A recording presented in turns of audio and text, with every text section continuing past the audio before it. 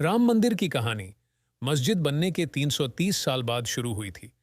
हक की जंग, 134 साल चली कानूनी लड़ाई।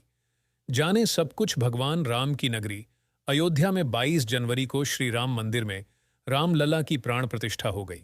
अयोध्या में बना राम मंदिर भारत समेत दुनिया भर में फैले हिंदुओं के लिए आस्था का बड़ा केंद्र बनकर उभरेगा।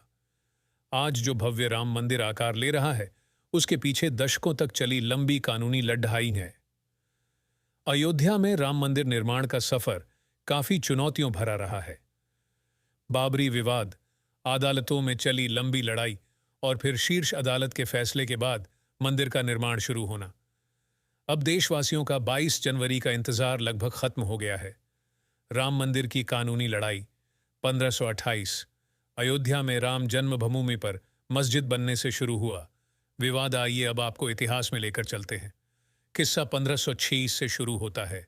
ये वो साल था जब मुगल शासक बाबर भारत आया। 2 साल बाद बाबर के सूबेदार मीर बाकी ने अयोध्या में एक मस्जिद बनवाई। ये मस्जिद उसी जगह बनी जहां भगवान राम का जन्म हुआ था। बाबर के सम्मान में मीर बाकी ने इस मस्जिद का नाम बाबरी मस्जिद दिया। ये वो दौर था जब मुगल शासन पूरे देश में फैल रहा था। मुगलों और नवाबों के शासन के दौरान 1528 से 1853 तक इस मामले में हिंदू बहुत मुखर नहीं हो पाए।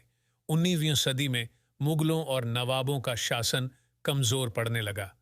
अंग्रेज हुकूमत प्रभावी हो चुकी थी। इस दौर में ही हिंदुओं ने यह मामला उठाया और कहा कि भगवान राम के जन्मस्थान मंदिर को तोड़कर मस्जिद बना ली गई।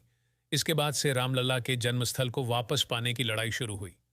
1858 बाबरी मस्जिद बनने के 330 साल बाद हुई।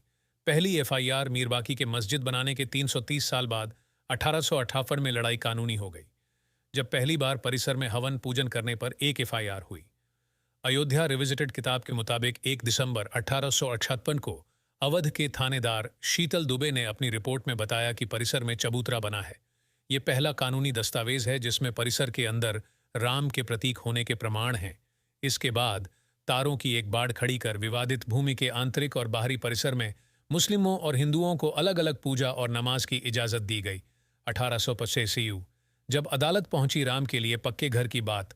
1858 में हुई घटना के 37 साल बाद 1885 में राम जन्मभूमि के लिए लड़ अदालत पहुंची, जब निर्मोही अखाड़े के मनहत रघुबर दास ने फैजाबाद के न्यायालय में स्वामित्व को लेकर दीवानी मुकदमा दायर किया। दास ने बाबरी ढांचे के बाहरी आंगन में स्थित राम चबूतरे पर बने अस्थाई मंदिर को पक्का बनाने और छत डालने की मांग की।